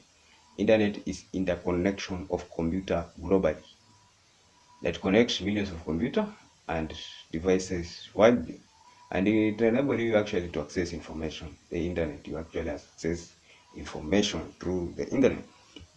Now, the thing you can actually do, also you can communicate, for example, with your friends and people in email, social media, chat apps, all those. Social media, you can actually also chat. In email, you can send messages, chat apps, and there you can actually chat with your friends. And also, using the same internet, you can actually shop. You can actually study and work online. Shop. Amazon is there. Those are among big companies in the world where you can shop online. You have study. For example, what you are doing, you are studying online and work online. Working online, for example, on platform like Upwork or as a freelancer using your social medias, this is actually working online. It works through a system of interconnected servers and devices using the TCP or IP protocols. Internet protocols. These are rules on the internet. Don't worry about TCP and IP. If you will be going about internet and networking field, you'll be understanding this thing. TCP and IP, internet protocols. These are rules to be followed while using the internet. So, here's a question for you. You can actually answer in the comment section.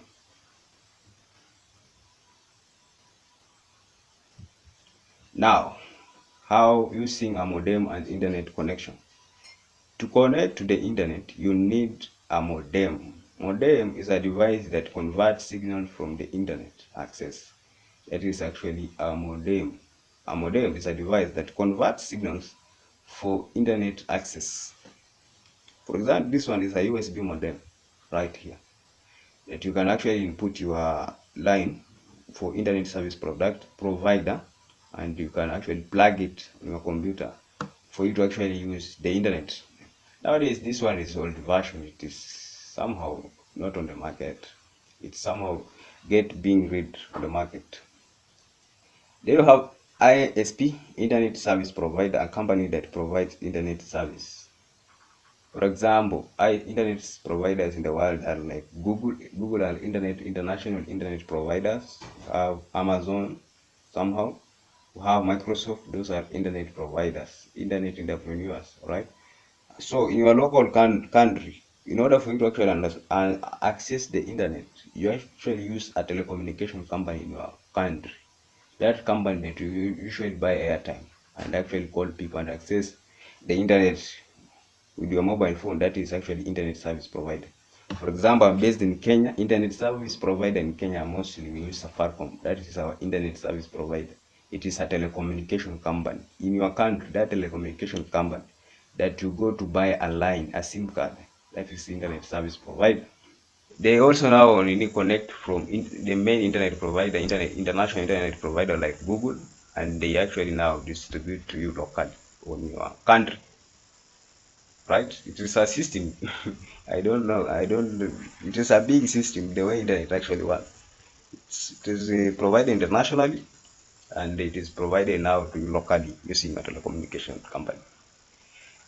Don't worry. If you go about on the world of internet and networking, you'll understand these terms. There you have a router, often connected to the modem, distribute the internet to multiple devices. Router is now the common type of internet, mostly widely used, and the connection types include wireless, Wi-Fi. If you have ever heard the term Wi-Fi, or people talking about Wi-Fi, it is wireless. It is not cabled, right?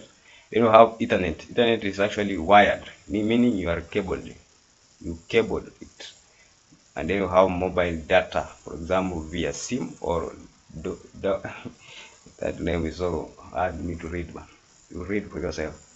Mobile data via your SIM card. So mobile data, as I have talking about internet ICP, internet service provider. That mobile data, it is actually provided. It is internet service provided. All right. Here's a question for you. You can actually answer in the comment section. And if you are answering this question till here, thank you a lot. You are a good student and you actually follow instruction. Let me see this question. What devices are commonly used to access the internet at home? Power printer, scanner, modem, USB. Comment your answer in form of, for example, that 6 A, B, C, D. Answer your question. I'll be more than glad to actually see your answer. Now, what is email and how to use it? Email. Email, it is actually electronic mail.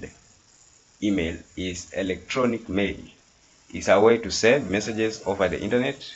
It allows for text communication. You can send a text using an email. You can actually attach file attachments, for example, documents, images, and you can actually send multiple recipients. You can send email to multiple people, multiple recipients at once, as long as you have an email list. Common platform include Gmail, the common one, email provided by Google, and then you have Yahoo, and then you have Outlook by Microsoft, and then you have each email address has a format. For example, user@example.com, for example, user@gmail.com, user@yahoo.com, user@outlook.com. That is the format of email, right? If you want to understand more about email, there is a course called Email Marketing, Digital Marketing. You get to understand email or deep dive about email. All right, this is just a brief overview about email.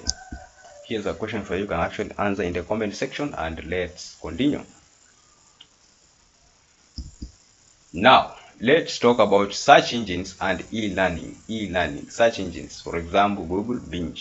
These are search engines. Search engine enable you to actually search on the internet, right? For example, the common, biggest, the best search engine in the world is actually Google, and we have Bing.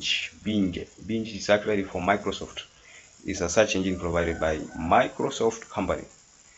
Help users find information on the web by entering keywords. You just enter keywords. For example, you can go on Google and search what is search engine, and you get the answer. Now, e-learning. E-learning is actually the use of digital platform to learn online through videos, quizzes, and courses. Example include YouTube. What you are doing, you are practice e-learning, but you don't know. YouTube is actually a place for e-learning. We have a platform called Coursera. We have another one called Han Academy, etc. We have others like Skillshare, Udemy, Duolingo. All those are e-learning platforms. Search engines and e-learning have revolutionized access to knowledge. With the search engine, you get to actually search this platform for learning. So, search engines and e-learning have revolutionized access to knowledge. Nowadays, knowledge is everywhere. You are not limited to information. Information is online. Now it's just your responsibility to actually access this information online, right? Because information is there. For example, in YouTube, the courses are many. It's just you as an individual to take initiative, go online and actually learn. E-learning is there, and actually people embrace e-learning. The society is not embracing e-learning properly because they are being programmed to actually think that in order for you to actually learn, you need to go to class, a teacher to stand in front of you in order for them to actually learn. But e-learning is also here. Take care of that. Consider e-learning. E-learning is very, very important. Specifically for computer-related courses, e-learning is actually the best computer-related courses. But courses like medicine, engineering, somehow those courses you need to go to class because you don't have those laboratories. You need to go to class in order to find those equipment of laboratory. But computer-related courses, for example, programming, digital marketing, graphic design, web programming, all those languages of programming, for example, web-based programming, mobile app programming, those are courses that you can actually consider e-learning way. Right? Let's continue. Here's a question for you. You can actually answer in the comment section. Now, let's do a recap for this module 9. We were talking about internet and email basics. This is just the basics about internet. If you want to dive, there is a good course in the internet administration. You can take a course called internet admin. And also, if you want to understand about email, there is a good course called email marketing, digital marketing. It's just a branch or under the structure of digital marketing. There is a course called email marketing. Those are the big courses talking about internet and email. You can actually get yourself into that field after finishing this course, right? What is the internet? We talked about what is the internet. It's actually global interconnection of computers. We went ahead to actually using a modem and internet connection. We talked about a modem, and then we went ahead to what is email and how to use it. We went ahead to actually understand the search engines and e-learning. Search engines like Google and Bing, and there are many search engines apart from those two, but those two are the main one. And then we have e-learning platform. I talked also about YouTube, Coursera, Udemy, Khan Academy, Duolingo. All those are e-learning platform, and we need to actually consider taking e-learning as serious as possible because it is here, cheap, affordable, and you are not confined on one environment. You can actually do it at your home. Now let's continue. Here is actually module 9, internet and email basic theoretical question you can actually answer in order for you to actually comprehend the topic, the module, in a good way. And let's continue to module 10. Welcome back. This is module 10, data security and safety. We are talking about data security and safety. This is actually a good introduction to a course called cyber security. If you have ever had a term called cyber security, cyber is actually computer security. The term cyber security. This is a good introduction to cyber security. You need to have basic understanding about data security and safety. We will talk about data security versus data integrity. We will end ahead to computer viruses and protection. We will move ahead to actually safe use of data and legal consideration, and we will actually conclude the course by actually understanding passwords, firewalls, and backups. Let's continue. So, data security versus data integrity. Data security is the protection of data from unauthorized access, theft, or damage. Unauthorized access, illegal accessing of the information. Theft, stealing, or damage, destroying the data. That is actually data security, is the protection of data from unauthorized access, theft, or damage. Then we have data integrity, refers to the accuracy and consistency of data over its lifestyle. Maintaining the accuracy of data, that is data integrity, refers to the accuracy and consistency of data over its lifestyle. While security keeps intruders out, integrity ensures that data remains correct and unchanged unless authorized. Authorized, these are people allowed to actually change the data or access the data. Authorized. Unauthorized, illegal accessing. Authorized, legal accessing of the data. As you understand that one, or you are floating, my comrades? Let me repeat. Unauthorized is illegal accessing of data. Authorized, this one is legal. Legal meaning you are legally alleged to actually access the data. Come back to this channel and actually watch these videos as much as possible in order for you to actually understand these things. Alright? Now, we have, while security keeps intruders out, integrity ensures that the data remains correct and unchanged unless authorized. That is cyber security. I'm telling you, this is just a brief introduction to cyber security. There's a big course called cyber security. You can actually consider taking that course of cyber security, and you can consider e-learning. Cyber security, you can take an e-learning course. What now? Here's a question for you. You can actually answer on the comment section, and let's continue. So, Let's talk about computer viruses and protection. If you have ever heard about computer virus, let's talk about it and actually how to protect your computer. Computer viruses are malicious programs that can damage files, slow down systems, or steal data. Malicious programs that can damage files. If your computer have a virus, it will actually damage the files inside your computer. And also a virus, those malicious programs in your computer will actually slow down your system. Your system will be hanging. You wonder what is happening. It's all because of a virus. Or steal data. There's a malicious program. If you click on it, and this is usually found online, you just click on unprotected sites and you actually download this malicious program in your computer without knowing. So it will be stealing data and sending back to those people who created this malicious program. And that one is very, very bad. Alright, and now how to protect this method, this malicious program or computer viruses. Number one, install antivirus software in your computer. That's the first thing you need to consider. Regular updates. Make sure when you install antivirus in your computer, regularly update that antivirus. And all programs in your computer, regularly update them in order for you to avoid this crap.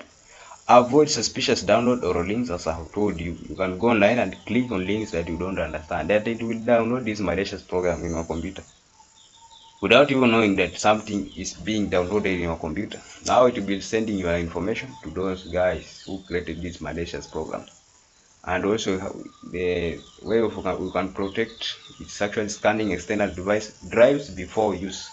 For example, if you plug a USB flash disk or flash drive, you need to actually scan those drives before actually opening them in your computer to avoid those malicious programs in your computer. These are computer viruses. They are malicious programs that can damage files, slow down systems, or steal data. Alright? Are we together? Or you are floating, my dear students? So, here's a question for you. You can actually answer in the comment section. And this question are many. They are now number 40. Consider answering this question. If you are answering this question, it means you are understanding something on this course.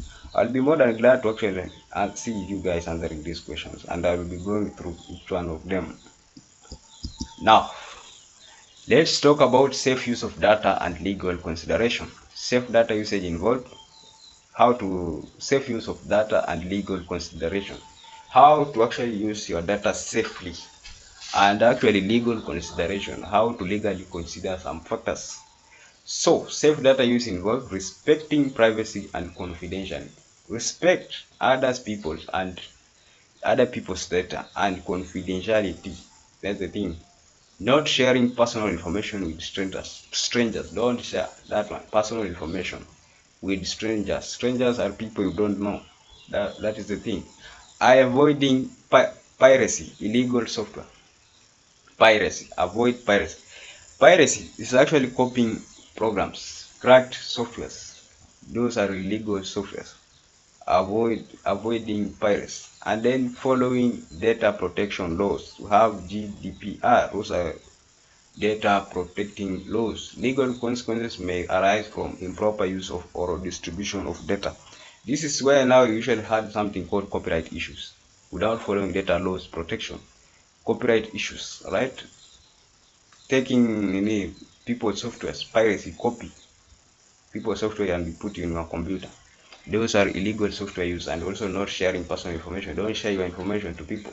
Those are safe use of data and legal considerations you need to actually consider. Alright? I told you this is like a good introduction to cyber security. Now, here's a question for you. You can actually answer in the comment section, and let's continue. Now, let's talk about passwords, firewalls, and backups. Passwords. If you hear somebody talking about password, what is actually a password? Password protects user account. Strong passwords include letters, numbers, and symbols. That is how to make a strong password. In a strong password, you need actually to consider letters. Use letters. Consider having numbers and symbol in your password in order for you to actually protect your user account. Passwords are used in your social media, in your phone, in your computer. Those are passwords, and you need to actually consider that or use strong passwords. Firewalls are software or hardware that blocks unauthorized access to a network. These are software you install in web browsers or hardware that you can actually plug in your computers. So they block unauthorized access to a network. If you access a legal network, or if a network is suspicious, it's not somehow good, this firewall will actually protect you to access those unauthorized networks. Alright, and you will actually keep safe. Then we have backups. Backups are actually copies of data stored elsewhere to prevent loss. For example, on USB drives or cloud storage. USB drive, if you have a USB drive, for example, flash disk, you can copy some data, put it there. That is a backup. Or cloud storage. Cloud storage, for example, Google Drive, Microsoft Drive, all those are good storage backups. You can actually put your data there. These tools are essential for personal and organizational data protection. Personal data protection is good, and organizational data protection. If you're an organization, using strong password is very important. Firewalls, good, and also backups. Consider having copies of your original files stored separately from that main storage of your information and data, right? Don't worry if you are seeing me speaking somehow like French. This one is not Greek or French. It's just English, and this one is just introduction to digital and computer literacy, right? If you are going to here with me, thank you. Thank you for taking this course. It is actually a good understanding of digital and computer literacy that will take you to another level of computer understanding of computers. So here's a question for you. You can actually answer in the comment section. Now, let's do a recap of module 10, and this one is actually the last module, and we were talking about data security and safety. And I told you this one is a good introduction to a course called cyber security, and you can actually consider taking an e-learning about cyber security. We need people who can protect our data. And I was seeing some news that cybersecurity is among the big skill that in Vision 2030 is a good skill that if you want to have a digital skill, it is a good skill that you can actually invest in, right? I was seeing information about World Economic Forum talking about this skill and AI skills, but cybersecurity, consider that one. Okay, let's go into recap. We talked about data security versus data integrity. We went ahead to computer viruses and protection. I talked about computer virus, which is a malicious program in your computer. Then you have safe use of data and legal consideration you need actually to follow. I talked about here, I told about rights, like copyright issues, which one occur on the legal consideration. And then you have passwords, firewalls, and backups. I talked about those ones. That one conclude our course. And now, what next after this course? Now, here's module 10, theoretical question. You can actually take a look, answer, and actually join the groups in order for you to actually being helped, and the answers are being provided on the group. So consider actually joining the group. And what next after introduction to digital and computer literacy course for all? Now we'll be going practical. Now it is practical, right? Next courses that will be coming, it will be hands-on. We'll be doing practical, and we'll actually start by actually understanding the mouse, how to actually use a mouse, understanding what is a mouse deeply. We'll went ahead to actually understanding the keyboard. We'll understand the keys on the keyboard, right? Using the keyboard shortcuts, all those will be understanding about the keyboard, typing speed will be under keyboard. We'll talk about Windows navigation. Here we'll talk about File Explorer, Windows Desktop Taskbar, all those things under Windows navigation. We'll end ahead to actually talking about web browsers and search engines. Web browsers like Google Chrome, search engines like Google, all those are, we'll talk about web browsers and search engines. We'll also talk about Microsoft Office Suite. Microsoft Office Suite. Under Microsoft Office Suite, we have a tool called word processor, we have Excel, we have PowerPoint, we have many softwares inside that suite. But we'll be talking about Word, Excel, and PowerPoint. These are the main and most used softwares. Alright? And also, we'll go to actually talking about Google Workspace. You need to actually talk about Google Workspace.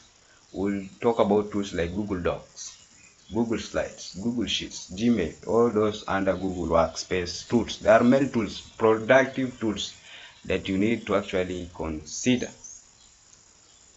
And we will also talk about artificial intelligence. AI is here. We'll talk about AI, introduction to artificial intelligence, and introduction to actually prompt engineering, how to actually prompt AI in order for you to actually get a good response from AI. That is actually artificial intelligence. And now, after finishing that one, you can now, after finishing with mouse, keyboard, Windows navigation, web browsers, and search engine, Microsoft Office Suite, and Google Workspace, artificial intelligence, now you can learn any digital skill you want. What next after introduction to digital computer literacy course for all? Now you can learn any digital skills. Digital skills like we have graphic design, that's one, it is a digital skill. We have digital marketing, that one is a digital skill. We have website design, that one is also a digital skill. And then you have world of programming, and many more. Under world of programming, I should say softwares run the world, right? Under world of programming, here you understand the programming languages. On the world of programming, you get to actually study something like website development, that is under world of programming. You have software development, both mobile app development, and then you have desktop app development, desktop app software that is being used on the computer. And also we have database development under world of programming. Under world of programming, we have many things you can do under programming. That's why I usually say this one is a core tech skill in the entire technological space. All right, this is a core skill in the technology. If you want to do any digital skill, I will prefer you know some 2 or 3 programming languages for all, in order for you to actually survive in the tech space. In the tech space, without programming, I have told you, it's the core skill in the technology. Core skill in the technology is I think is the most precious skill in the technology, but it's a technical course. If you hear programming and you say this one is not a cup of coffee for me, don't do it. All right. And if you want to be somehow serious on the tech, consider actually diving into the world of programming. You will have to understand how to develop website. Website development is under world of programming. All right. This is actually Alex. Thank you. Congratulations for actually finishing the course of digital and computer literacy. See you next video.